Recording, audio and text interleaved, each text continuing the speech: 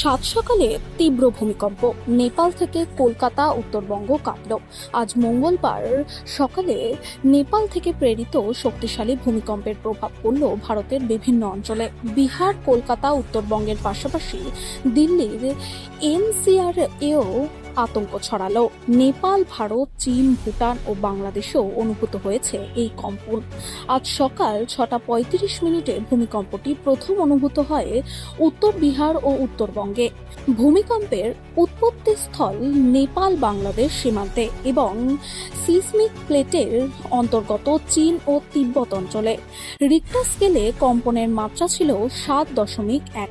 ভূমিকম্পের কেন্দ্রস্থল ছিল 10 কিলোমিটার গভীরে, নেপাল সীমান্ত থেকে প্রায় 90 কিলোমিটার দূরে এবং দার্জিলিং থেকে প্রায় 200 কিলোমিটার দূরে।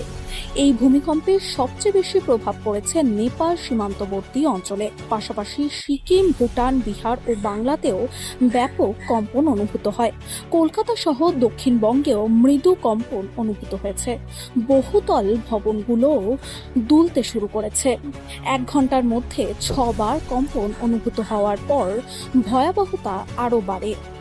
এপি সেন্টার জানিয়েছে, ক্ষয়ক্ষতির পরিমাণ এখনো নিশ্চিত হয়নি, তবে ভূমিকম্পের তীব্রতা এবং ব্যাপকতার কারণে বহু মানুষ আতঙ্কিত হয়ে রাস্তায় নেমে আসেন।